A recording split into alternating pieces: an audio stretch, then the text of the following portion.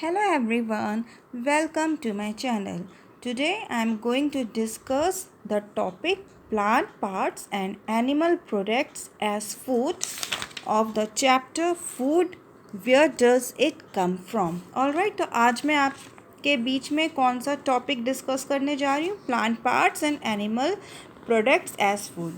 So as we know that we get food from plants as well as animals. Okay, so there are two sources from where we get food. All right, so plants are one source of our food. अब plant क्या है, इसमें हम अभी plants के बारे में पढ़ रहे हैं, तो इसमें लिखा है plants are one source of food. Which parts of a plant. अब हम लोग जो फूड खाते हैं वो हम कहाँ से हम खा रहे हैं, प्लांट से खा रहे हैं. इसमें हम सिर्फ प्लांट प्रोडक्ट्स के बारे में बात करेंगे. तो प्लांट्स का कौन कौन सा पार्ट हम लोग खाते हैं. We eat many leafy vegetables. तो हम लोग बहुत सारे लीफी वेजिटेबल्स खाते हैं कि नहीं खाते हैं. We eat spinach, methi, isn't it, and cabbage, all these are leafy vegetables. Okay, सोया भी खाते हैं, कोरिएंडर भी यूज़ करते हैं, isn't it. So ये सारी चीज़ें क्या होती हैं, they comes under leafy vegetables. We eat fruits of some plants. और कुछ plants के हम लोग क्या खाते हैं, fruits खाते हैं. Sometimes roots, sometimes stems and even flowers. और कभी कभी हम लोग roots खाते हैं, किसी किसी चीज़ की हम लोग स्टेम खाते हैं, और किसी किसी चीज़ों का हम लोग क्या खाते हैं, फ्लावर्स खाते हैं. Have you ever eaten pumpkin flower. Now here the question is saying कि आपने क्या कभी पम्पकिन फ्लावर खाया है. Flowers dipped in rice paste and fried. Rice pumpkin flower को राइस पेस्ट में डिप करके उसको फ्राई करके फिर क्या आपने खाया है. तो some plants have two or more edible parts. अब कुछ ऐसे प्लांट्स होते हैं जिसमें 1 या 2 पार्ट्स भी हम लोग खा सकते हैं. सपोज़ हम लोग किसी का अगर लीफी वेजिटेबल खा रहे हैं तो उसका हम लोग स्टेम भी खा सकते हैं, isn't it.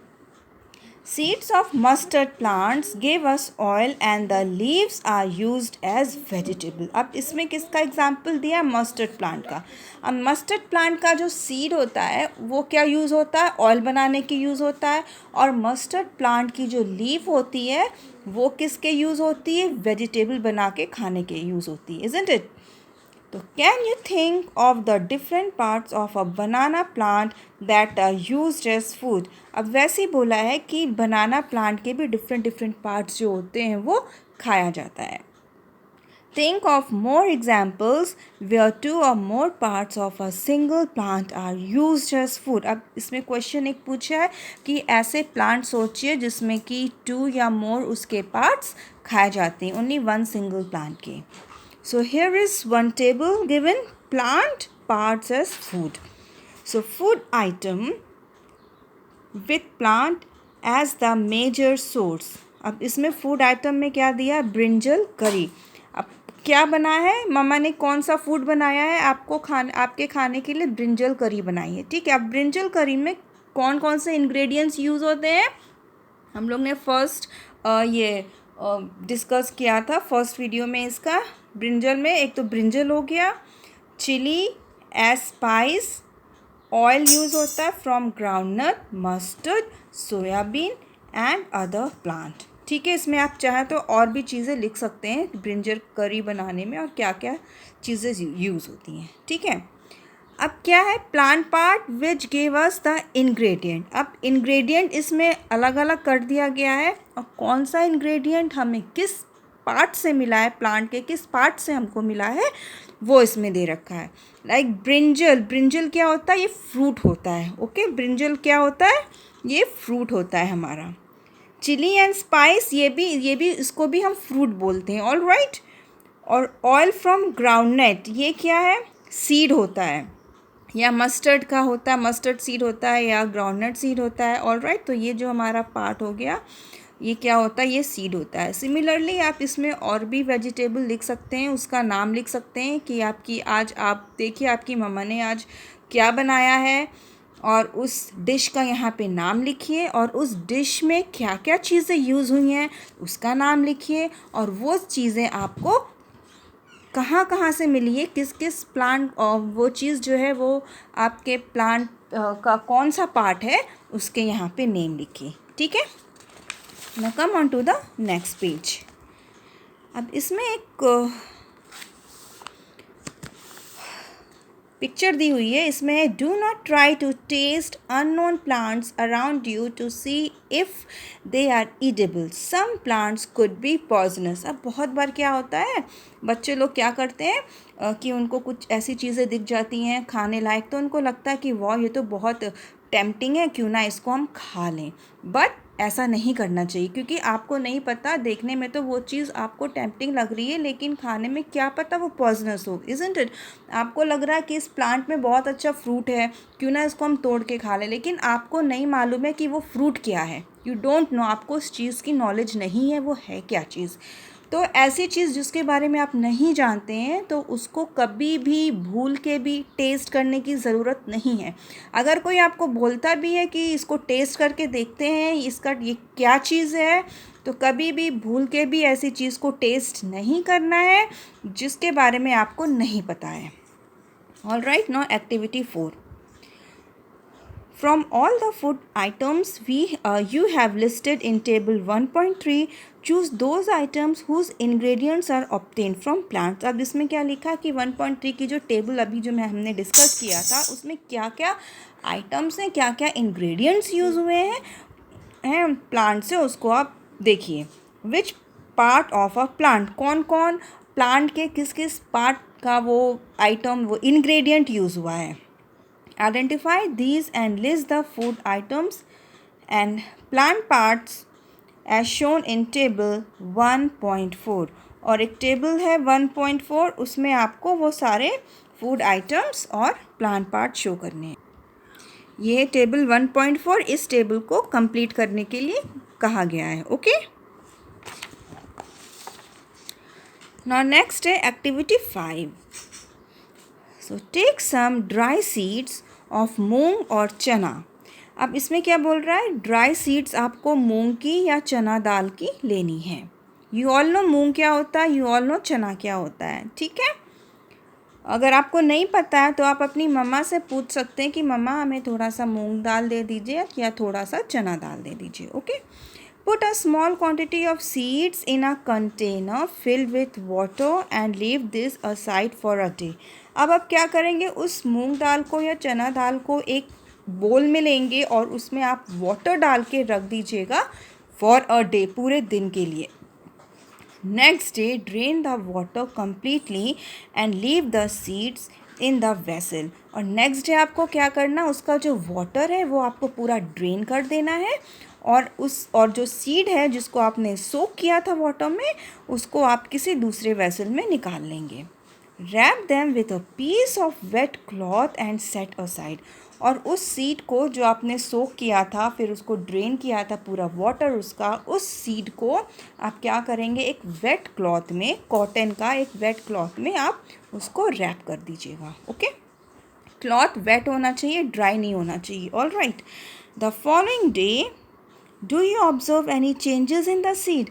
अब नेक्स्ट डे आपको क्या दिखेगा, उसमें आपको कुछ चेंजेस दिखाई देंगे। दैट मीन्स उस सीड का जो टिप है उसमें से आपको कुछ कुछ वाइट सी ग्रोथ दिखाई देगी।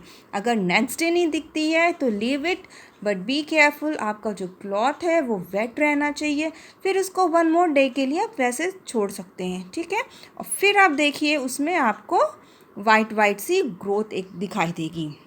A small white structure may have grown out of the seeds। तो सीड में से एक वाइट स्ट्रक्चर आपको दिखाई देगा।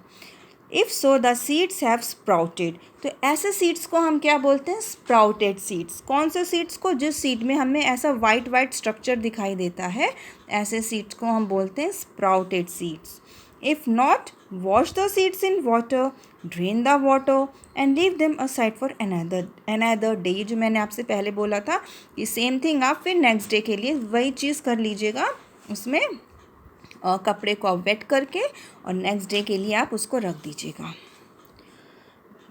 Covered with a wet cloth. The next day see if the seeds have sprouted. फिर आप नेक्स्ट डे देखिए, यानी कि 2 डेज़ के बाद आप देख सकते हैं अगर 1 डे के बाद नहीं दिखाई देगा, नो नीड टू वरी, आप उस क्लॉथ को आप वेट करके रखिएगा, ड्राई नहीं होना चाहिए, और फिर उसके बाद आपको नेक्स्ट डे उसमें से वाइट ग्रोथ कुछ दिखाई देगी।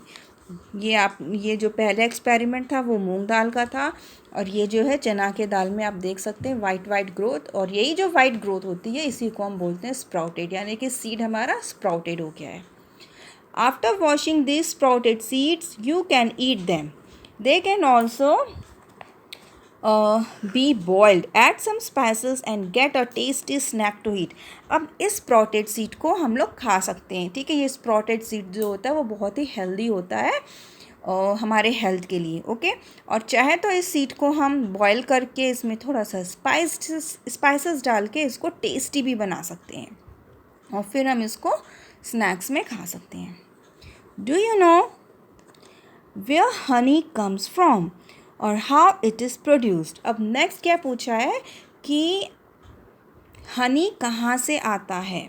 Do you know where honey comes from, honey कहाँ से आता है और कहाँ से ये बनता है। हैव यू सीन और have you tasted honey. Have you seen a bee hive where so many bees keep buzzing about.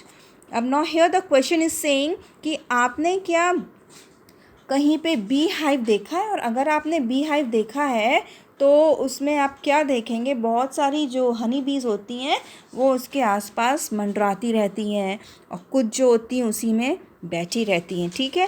लेकिन हनी बी को देखने, बी हाइव को देखने के लिए बी हाइव के पास नहीं जाना है। आपको पता है ना, अगर आप बी हाइव के पास जाएंगे तो क्या होगा, सारी बीज जो हैं वो आपको काट लेंगी, आप पे चिपक जाएंगी, अपना हाइव छोड़ के वो आपके पास आ जाएंगी चिपकने के लिए और आपको काट लेंगी, ठीक है।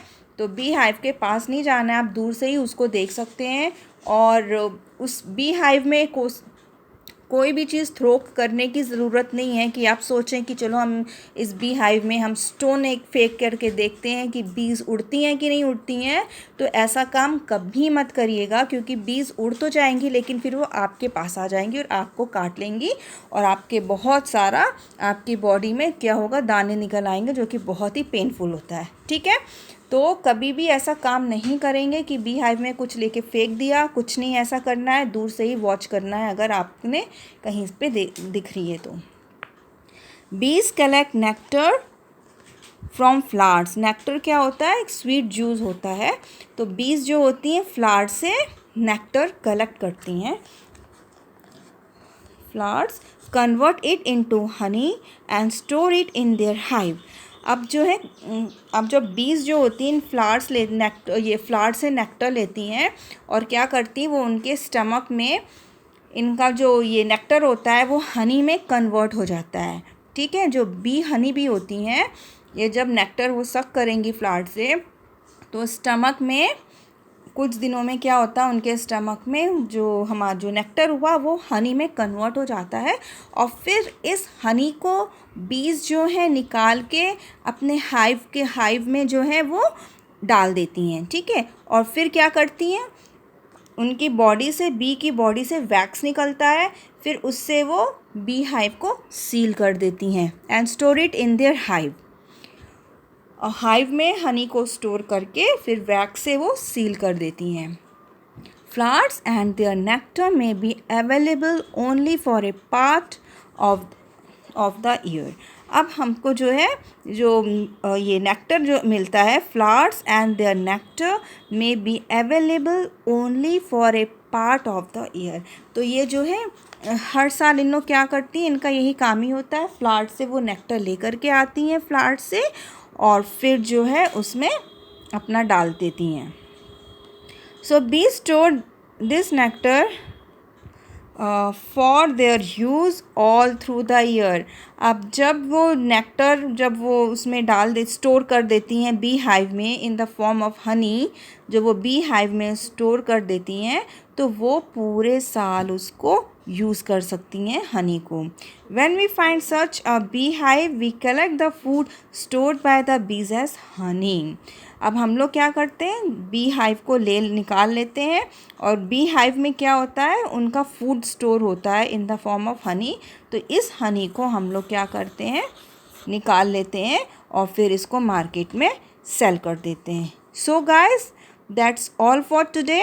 और नेक्स्ट जो टॉपिक है हमारा, व्हाट डू एनिमल्स ईट, ये टॉपिक मैं अपने नेक्स्ट वीडियो में डिस्कस करूँगी। So if you are the new viewers, so don't forget to subscribe my channel. Bye bye and God bless you.